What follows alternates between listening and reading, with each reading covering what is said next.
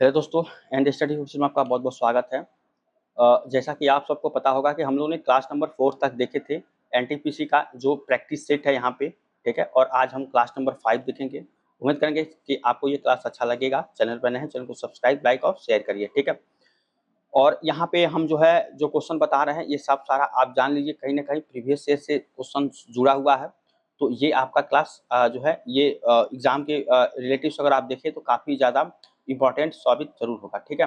अब देखिए यहाँ पे हम लोग क्वेश्चन को देखेंगे, क्वेश्चन में क्या क्या पूछा गया है। फर्स्ट क्वेश्चन अगर आप देखें यहाँ पे, ये आपका पहला क्वेश्चन है कि न्यूरोलॉजिकल जन्मगत विकारों के कारण। देखिए यहाँ पे थोड़ा सा क्वेश्चन उल्टा है, थोड़ा सा इसको चेंज कर लेंगे। अब किस तरह से क्वेश्चन है आपका यहाँ पे कह रहा है कि जो न्यूरोलॉजी जन्मगत विकारों के कारण, विकारों के किस कारण से, यहाँ पे किसके वायरस द्वारा फैलता है यहाँ पे, ठीक है। जीका जो वायरस है ये किसके द्वारा यहाँ पे जो है ये फैलता है, ये आपका क्वेश्चन यहाँ पे है कि न्यूरोलॉजिक जन्मगत विकारों के कारण रूप में ज्ञात जीका वायरस किसके कारण होता है, तो मच्छर के काटने से, ठीक है। ये आपका क्वेश्चन यहाँ पे होगा। थोड़ा सा इधर उधर हो गया है, ठीक है। जब वीडियो बनाया जाता है तो इधर उधर शब्द हो जाते हैं, ठीक है। तो आपको क्वेश्चन बता देते हैं कि जो आपके होता है न्यूरोलॉजिकल जन्मजात विकारों के कारण रूप में जो आपका होता है जीका वायरस जो होता है, ये जीका वायरस वो पूछ रहा था किसके कारण होता है, तो मच्छर काटने के पर ये होता है, ठीक है। तो ऑप्शन नंबर बी इसका आंसर यहाँ पे हो जाएगा, ठीक है। ये आपका पहला क्वेश्चन था। उम्मीद करते हैं आप ये समझ पा रहे हैं क्वेश्चन किस तरह से पूछा गया है, ठीक है। अगर इसके बाद भी कोई भी अगर आप दिक्कत है तो डाउट कर रहे हैं तो आप जो कमेंट करके पूछ सकते हैं।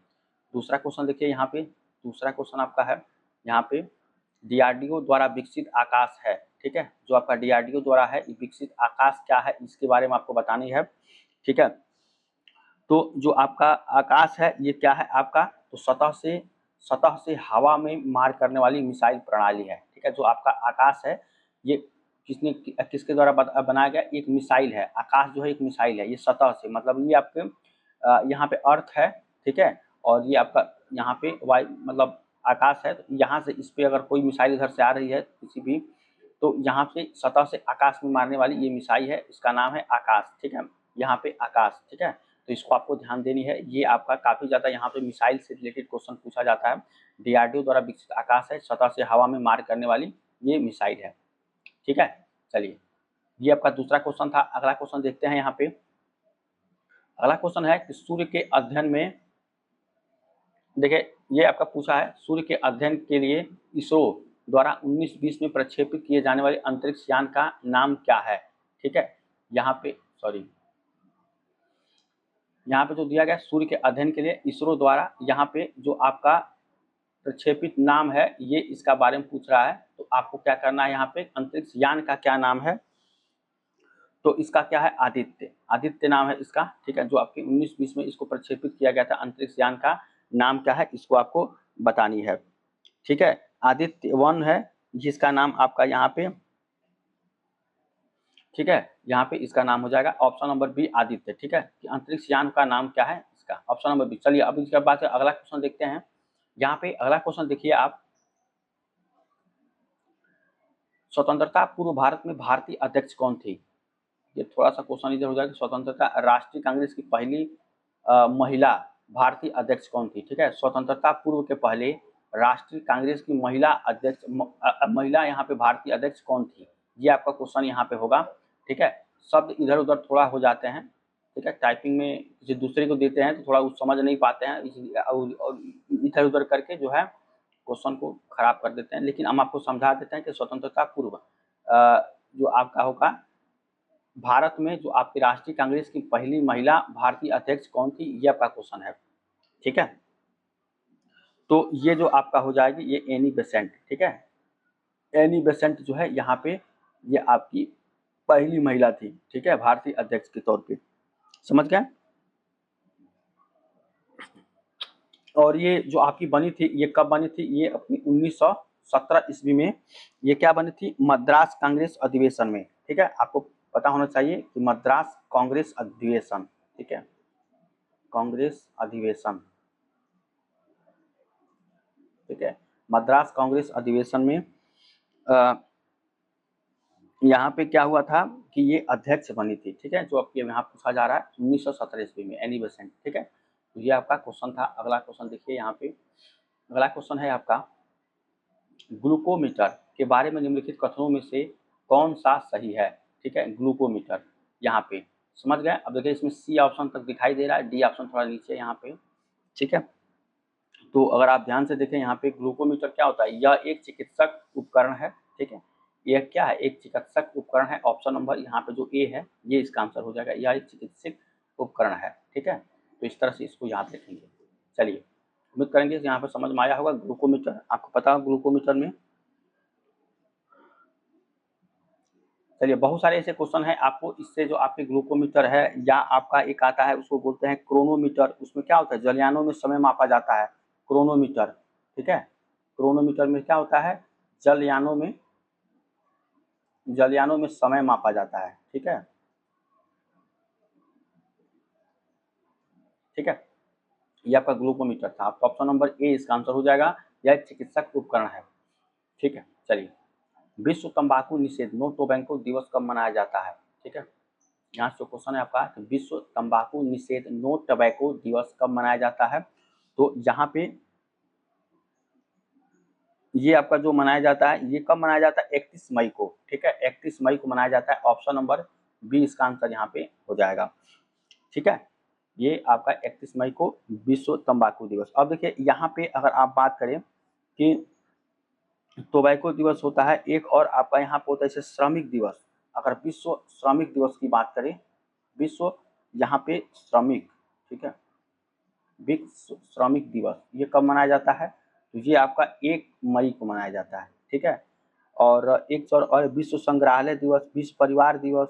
ठीक है, अगर विश्व परिवार दिवस की बात करें, यहाँ पे परिवार दिवस ये कब मनाया जाता है आपका, तो ये आपका 15 मई को मनाया जाता है। ठीक है, 15 मई। ठीक है, और विश्व संग्रहालय, यहाँ पे संग्रहालय, ठीक है, ये दिवस कब मनाया जाता है, विश्व संग्रहालय दिवस, ये आपका 18 मई को मनाया जाता है। ठीक है, देखिए बहुत सारे यहाँ पे आपको क्वेश्चन पूछे जा सकते हैं।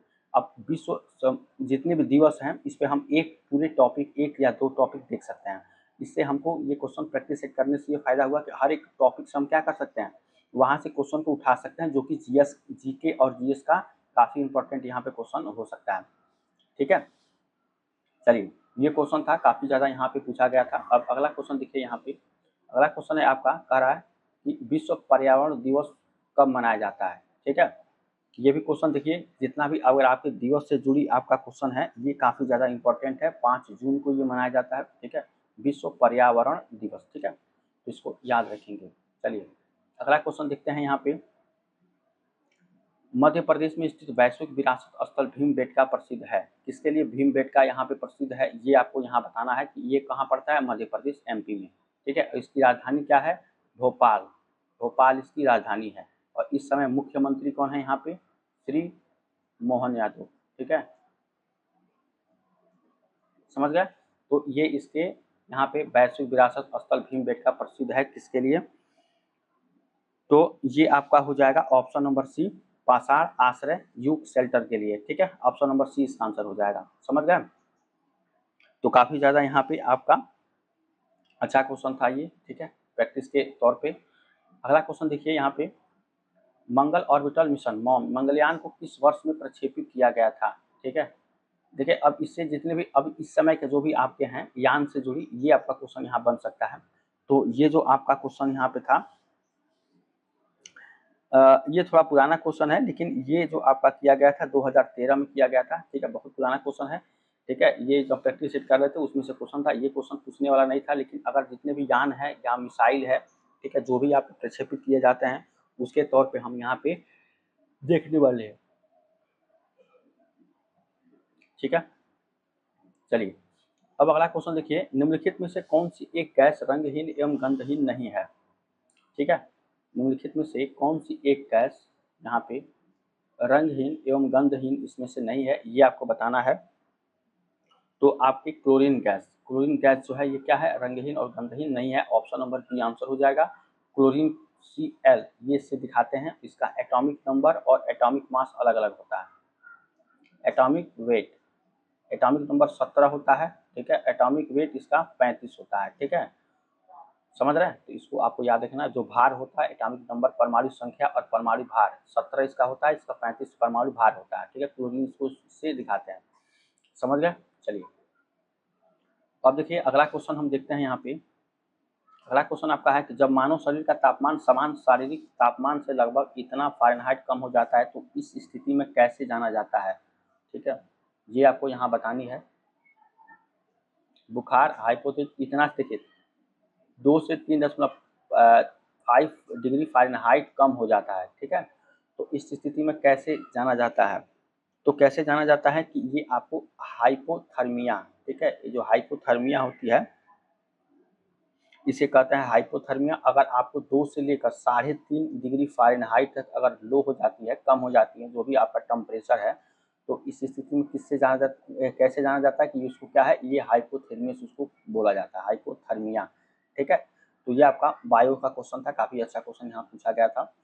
ठीक है, चलिए अब देखिए अगला क्वेश्चन यहाँ पे, डिबगिंग कौन सी प्रक्रिया है? डिबगिंग, ठीक है, डिबगिंग, ठीक है, यहाँ पे क्वेश्चन आपको पूछा गया डिबगिंग कौन सी प्रक्रिया है, इसके बारे में आपको यहाँ पे बतानी है।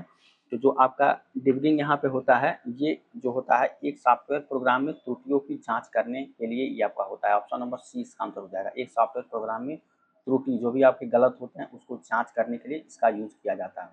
ठीक है, चलिए अगला क्वेश्चन देखते हैं यहाँ पे। भारत पाकिस्तान कारगिल युद्ध को का कोड नाम था, ठीक है, जो कारगिल युद्ध था उसका कोड नाम यहाँ पे क्या था?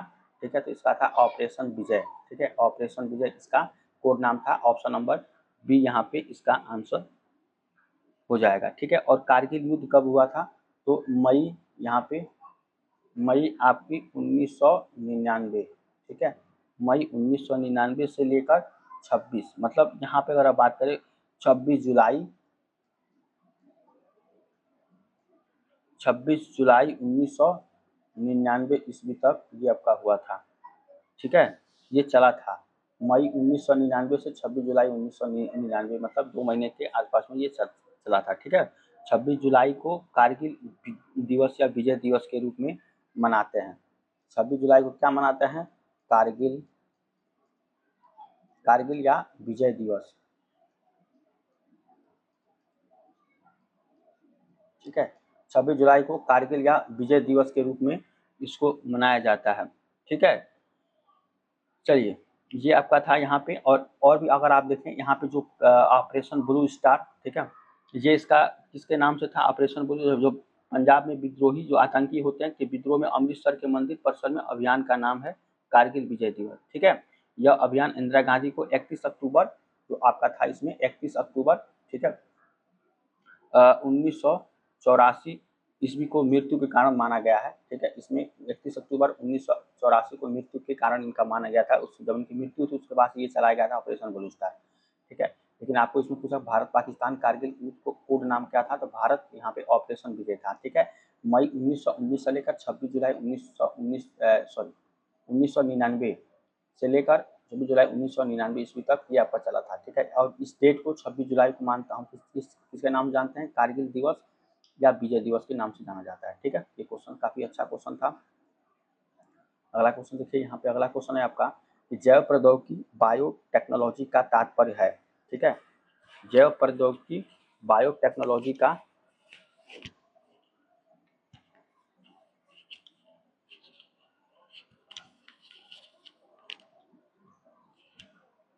ठीक है, यहाँ पे जैव प्रौद्योगिकी बायोटेक्नोलॉजी का तात्पर्य इसमें से क्या है ये आपको यहाँ पे बतानी है। ठीक है, तो देखिए यहाँ पे जो आपके ऑप्शंस दिए हैं, बैक्टीरिया का तकनीकी अध्ययन, बैक्टीरिया का तकनीकी अध्ययन, शरीर में रसायनों का तकनीकी अध्ययन, मानव शरीर रचना विज्ञान के क्षेत्र में तकनीक का इन्फ्यूजन। ठीक है, औद्योगिक प्रक्रियाओं में सजीवों का यहाँ पे आपका क्या हो जाएगा? उपयोग। ठीक है, तो यही आपका जो आंसर हो जाएगा जैव प्रौद्योगिकी के नाम से, तो ये इसका ऑप्शन नंबर डी हो जाएगा कि औद्योगिक प्रक्रियाओं में सजीवों का उपयोग जो है ये जैव प्रौद्योगिकी मतलब बायोटेक्नोलॉजी का तात्पर्य होता है, औद्योगिक प्रक्रियाओं में सजीवों का उपयोग। ठीक है, चलिए अब अगला क्वेश्चन देखते हैं यहाँ पे। यह कथन कि मानव के लिए एक छोटा सा कदम मानवता के लिए एक बड़ी छलांग है, ठीक है, किसके द्वारा कहा गया था? ठीक है, मतलब मानवता के लिए एक बड़ी छलांग है। ये नील आर्मस्ट्रांग, ठीक है, यहाँ पे देखें नील आर्मस्ट्रांग के द्वारा ये आपका बोला गया था। ऑप्शन नंबर सी इनका आंसर आपका हो जाएगा, ठीक है। और नील आर्मस्ट्रांग जो थे ये 1969, ठीक है, 1969 में चांद पर पहुंचने के बाद कदम रखते कहा था, ठीक है। जब कदम इन्होंने रखा था 1969 में, तब इन्होंने जो चांद पर कदम रखा था, ठीक है, तब इन्होंने ये बोला था ये शब्द कि मानवता के लिए एक बड़ी छलांग है, ठीक है। ऑप्शन नंबर सी इसका आंसर यहाँ पे हो जाएगा, ठीक है। चलिए अब क्वेश्चन देखते हैं अगला। यहाँ पे अगला क्वेश्चन जो आपका हो जाएगा, ये क्वेश्चन है आपका, निम्नलिखित एजेंटों में से कौन सा पेयजल की शुद्धिकरण शोधन के लिए अच्छा है, ठीक है, शोधन के लिए अच्छा इसमें से कौन सा है, तो इसको आपको यहाँ बतानी है। तो अगर आप देखें ऑप्शन नंबर डी यहाँ पे ऑक्सीडाइजिंग एजेंट, ठीक है, ये क्या होता है, पेयजल के शुद्धिकरण शोधन के लिए एक अच्छा आपका है यहाँ पे, ठीक है। तो ये आपका क्वेश्चन था, काफी अच्छा क्वेश्चन यहाँ पे था। अब देखते हैं अगला क्वेश्चन। अगला क्वेश्चन अगर आप देखें यहाँ पे, तो सूचना का अधिकार आरटीआई अधिनियम किस वर्ष में लागू हुआ, ठीक है। तो सूचना का अधिकार आरटीआई, देखिए आरटीआई लगा के किसी भी के बारे में इनकम या कोई भी सोर्स पता करना है तो यहाँ पे आपका पता हो जाता है आरटीआई के थ्रू, ठीक है, यहाँ पे, ठीक है। चलिए तो ये कब हुआ था, तो 2005 में इसको लागू किया गया था, ठीक है। आरटीआई से माध्यम से हम जो है किसी के भी धन के बारे में जो आरटीआई लगा के पता कर सकते हैं, ठीक है। तो ये आपका ऑप्शन नंबर बी इसका आंसर यहाँ पे होगा, ठीक है। इसके बाद से देखिए आप अगला क्वेश्चन देखिए, यूनेस्को की